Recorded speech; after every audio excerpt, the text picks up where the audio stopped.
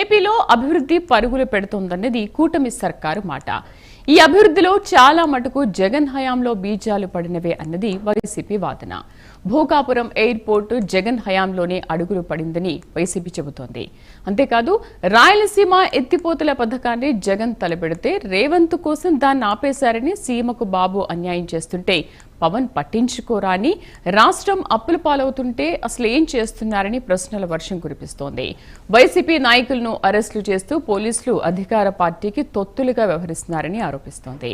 అయితే వైసీపీ నేతలు ఇటీవల ఇంతగా విమర్శలు గుప్పించడం వెనుక అసలు కారణాలేంటి, దీనికి కూటమి నేతలు ఏం చెబుతారు, అసలు నిజాలు ఏంటి, అండ్ పవన్ కళ్యాణ్ కూడా సీమకు అన్యాయం జరుగుతుంటే అసలు ఎందుకు మౌనంగా ఉంటున్నారని చెప్పేసి మాజీ మంత్రి రోజా కూడా వ్యాఖ్యానించింది. అసలు ముందుగా రాయలసీమ పైన చంద్రబాబు పైన కానీ రాయలసీమ విషయంలో పవన్ కళ్యాణ్ పైన కానీ వైసీపీ నాయకురాలు రోజా చేసిన ఆరోపణలు ఏంటో ఒకసారి విందాం.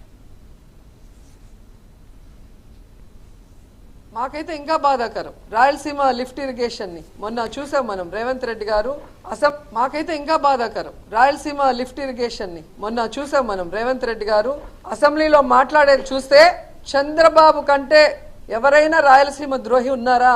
నువ్వు పుట్టింది రాయలసీమలో, పెరిగింది రాయలసీమలో, ఈరోజు నువ్వు సీఎంగా ఉన్నావు అంటే ఆ రాయలసీమ ప్రజల ఆశీస్సులతో. అలాంటి రాయలసీమకి వెన్నుపోటు పొడవాలన్న ఆలోచన నీకు ఎలా వచ్చిందని నాకు అర్థం కావట్లేదు. ఆ రోజేమో రాష్ట్ర విభజనకి సంతకం చేసావు, ఆంధ్రప్రదేశ్ని సర్వనాశనం చేసావు.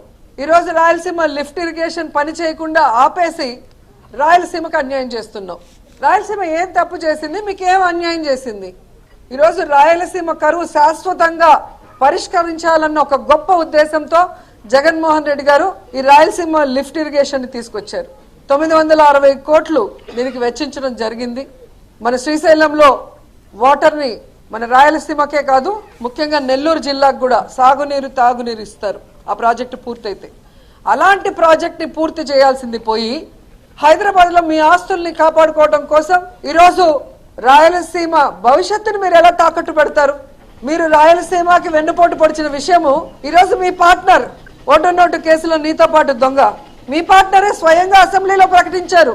నేను రాయలసీమలో పుట్టాను, రాయలసీమ అంటే నాకు ఇష్టమని ఇంకొకటి చెప్తాడు పవన్ కళ్యాణ్ డిప్యూటీ సీఎం. మరి ఎక్కడికి వెళ్ళావు పవన్ కళ్యాణ్? ఈరోజు రాయలసీమకు అన్యాయం జరుగుతుంటే మాకైతే ఇంకా బాధాకరం రాయలసీమ లిఫ్ట్ ఇరిగేషన్.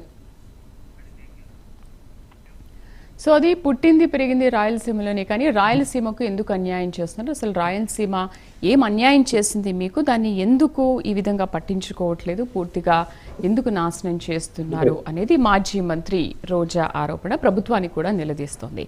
దీనిపైన చర్చిద్దాం. మనతో పాటు డిబేట్లో పార్టిసిపేట్ చేస్తున్నారు విష్ణుగిరి శ్రీనివాసరావు గారు, జనసేన నాయకులు, అండ్ బొట్ల రామారావు గారు వైసీపీ అధికార ప్రతినిధి, అజయ్ కుమార్ గారు టీడీపీ అధికార ప్రతినిధి. మరి కాసేపట్లో రామ్మోహన్ రావు గారు రాజకీయ విశ్లేషకులు కూడా జాయిన్ అవుతారు. నమస్తే అండి అందరికీ. అజయ్ కుమార్ గారు నమస్తే అండి. నమస్తే అజయ్ గారు, ముందుగా రైట్ రాజకీయ విశ్లేషకులు కూడా మనతో పాటు జాయిన్ అవుతున్నారు, ఆయనతో కూడా మనం మాట్లాడదాం. నమస్తే.